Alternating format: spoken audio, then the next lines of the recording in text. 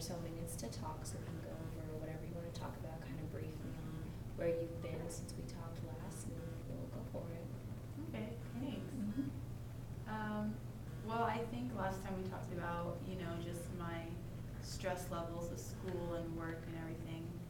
And, that's gotten a lot better, especially in the past 2 weeks, because we had our swimming championship finish. Mm-hmm. So now I'm only dealing with 8 athletes instead of like 70, Okay. which is really helpful for me because it's 8 athletes who are really committed. They joke around, they want to be there, so it's less of a hassle for me to try to like babysit a bunch of college kids, and just really focus on the ones who are wanting to improve. So from that statement, I'm sensing that a lot of your frustration doesn't necessarily come from your job as a coach, but more so comes from the type of students you have to work with. Mm-hmm. And what are your interactions with them on a day-to-day basis like? With all the students? With the ones that are giving you problems? Oh, I think it's just lack of discipline on the team. They don't listen when I tell them, it's time to get in. They talk back to me. They really have no respect in regards to, watching what they say in front of me. If they're saying something inappropriate or, just cursing in front of me, they don't care, whereas I was brought up, my background is you don't do that in front of your authority figures, such as a coach. So it's kind of just me standing there in shock, trying to realize that these students perhaps don't see me as like a coach figure, but rather one of their peers, which makes it difficult for me to try to take on that role of coach and, tell them what to do and implement certain like techniques in their stroke and whatnot. So, that's at the time when I was with those athletes, that's what added to my stress was just, I feel like I want to take on this role, but it's kind of like they're not allowing me, and I don't have the support from the head coach to really put them in line so I can really do my job better. And I remember last week you talked about a lot of the stress also came from the fact that you don't feel like you're getting a lot of support from your head coach. He's not really standing up for you or standing up for kind of the discipline that should be encompassed in a Division III athletic team.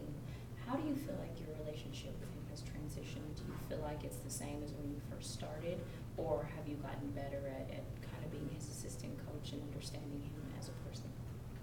I don't know if it really improved as much as I would have liked it to. We definitely have had conversations where, I expressed my concern about, people coming in late or not coming in at all, and they're not having a set of consequences for their actions. And he's kind of just like a wishy-washy type of personality where, I'll feed him ideas from, what I perceive to be our reasonable consequences for missing a practice.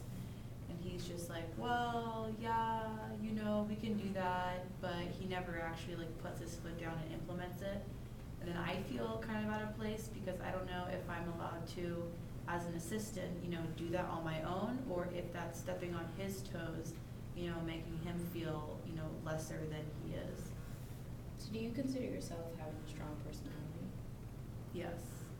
And that could be possibly a reason why you and him don't get along well, because he's weaker than you, possibly? Yeah, I don't know if I'd say he's weaker than me. I just think that our personalities are so different, whereas I feel like I'm very type A, structured, there's a plan for everything. I need to get things done according to my plan. And he is just so flexible with everything, and doesn't really, have a care in the world for what kind of goes on, because his mentality is, if they want to do better, they'll do better. If they don't, well, it's on them. And I get that to a certain extent, but at the same time, this is a very much a team sport, although it can be seen as an individual sport. And if you have the majority of your team, missing practices, coming in late, talking back, that says a lot about the atmosphere altogether, and you as a coach, how, let's say you go to a swim meet and how others perceive you and your team, just seeing that lack of discipline and lack of structure, I guess. That's understandable. I also remember the last time that we talked, not necessarily issues with your roommates, but your roommate was stressing you out kind of because she was perceiving your anxiety and it was probably kind of perceiving it the wrong way, that you may have been mad at her. We talked about that as well. How have things been since we last spoke with your roommate? I mean, I think at the time when I spoke with my roommate last, I was just in a very, very, I don't want to say depressed, but just like, you know, in a bad mood or bad area, bad phase, whatever. Just because I think at the time I was at like my peak of stress levels with, you know, my swimming job and then school. I was in the middle of midterms, you know, and then I was, you know, missing my family. So like all these other factors were contributing to that. But I mean, since then, I haven't really had any issues. You know, we're best friends. So at the end of the day, it's like, you know, I told her, you know, back off. Mm-hmm. And she kind of understood that. And it was just kind of, I told her that when I was relieving or venting myself to her, it was more just to, you know, let her or invite her into my world so she's not curious or, you know, assuming the worst, like, oh, like Nadia's going through depression or she's too stressed out and it's unhealthy for her, whatever.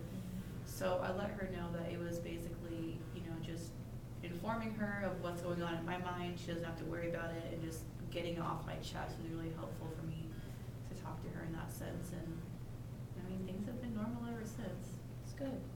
Well, I could tell she's an integral part of your life by the way you talk about her. Are there any other people in your life that could possibly be affected by your stress and anxiety and how you behave with them? Yeah, definitely. My boyfriend's one of them. You know, we could talk, and depending on what I know in my mind that I have to get done for the day, like I can be really short with him because I know whatever he's saying to me right now, I'm not 100% invested because I'm thinking of, well, I'm talking to him for half an hour right now, I could be doing homework. You know, so he's just taking up that time. So if I don't do homework now, it's going to be pushed off till later. That means, you know, the later I stay up at night, and I have to wake up early in the morning for practice. So he definitely probably gets the short end of the stick. And has he ever expressed any unhappiness about that to you, or is he completely understanding of where you're coming from? I mean, I want to say he's a good sport. You know, he understands, you know, my commitment to my job and my schoolwork because he's also, you know, in a situation, he's in school taking 6 classes, so he's under a lot of pressure too. Mm-hmm. And, yeah, I think he's pretty understanding. If it really does concern him, he will say something, but he'll say it very gently, so it's not, you know, forcefully in my face or hurting my feelings. And do you find that in areas of stress or great times of stress, are you fighting more with him, or are you just pushing him away? Well, we're definitely not fighting. I'd say if anything, it's like close to pushing him away, but not entirely because I'm still like, I'm still inviting him into like what's going on with me. Mm-hmm. I'm just, you know, not relying on him fully in having him, you know, try to solve my problems or hear me out 100% because I don't want to put that pressure or stress on him because I know he has his own like stuff going on. So, I mean, I don't think it's really affecting our relationship too much, just that, you know, our conversations are maybe a little shorter and we have less talks on the phone and more like text messages, so. Okay. I've noticed a common theme of something that you keep saying is inviting them into my world. And do you feel like you're pushing them away, or do you feel like you're not the type of person who's open enough with their feelings so they can sense, oh, this is just stress from Nadia? Or do you feel like you have to go and sit them down and tell them this is what is going on because you don't express yourself emotionally to both your friends and your significant other? Well, like, so I say invite them into my world because, like, for instance, my best friend, I don't see her ever having stress. And she, like, flat out told me, you know, you don't have to stress if you don't want to. You can help it. You know, all you just have to do is say, like, how is this stress really going to help me in the future and da-da-da. And I'm just thinking, you know, she doesn't understand what I go through. Like, you know, she's a teacher. So she deals with kids from, like, 9 in the morning till 2:30 in the afternoon. The rest of her day is free to do whatever. You know, she's not like a full-time teacher, so she doesn't really have to do like a lesson plan and stuff. So she comes home and does whatever she wants. Whereas, you know, I come home and I have homework to do, or I you know, I'm at work still making phone calls to potential swimmers that we're looking into and stuff like that. So when I say I'm inviting them into my world, it's more just so, you know, giving them a taste of what my daily tasks are. Because otherwise, if I just say, you know, oh, I'm stressed out, work is busy, that can mean like, you know, so many other things that they don't necessarily understand.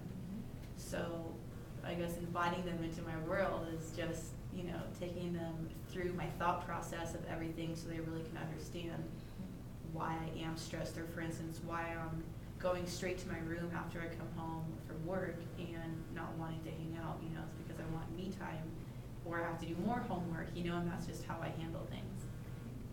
And from this conversation and the previous one, something else I'm seeing or hearing from you is that a lot of times it seems like you have trouble with people, not necessarily trouble, but you have a different reaction to people who tend to be, you say, flexible, or they don't stress themselves out about various situations. Do you ever feel envious of that kind of personality trait? Is that something you would want for yourself? Yes. I mean, to an extent. You know, I can't understand how, for instance, you know, my best friend says that she doesn't stress, because she really doesn't. You know, if she has a deadline on something and she happens not to make it, she just thinks like, oh, well, you know, that's unfortunate. Like, you know, I'm sure something will come around and I'll fix it later. Whereas I'm just like, no, like, this has to get done. Like, I don't care what it takes. Like, this is my responsibility. And, you know, I'll sweat, I'll get nervous, whatever it is, to get it done. So I'm sure, like, you know, for my health, that's not good, you know, because then I stress and I eat, and then eating, you know, is a whole nother issue. But, yeah, to an extent, I'd like to come to a place within myself that I'm not, you know, so overanalyzing and overthinking about everything and having it impact my life as much as it is. Okay. Well, it looks like that's all the time that we have for today. So it was a pleasure talking to you. We'll get together next week, talk about whatever else you might want to discuss with me. Thank you. Thank Sounds you. good. Thank you, Tiffany.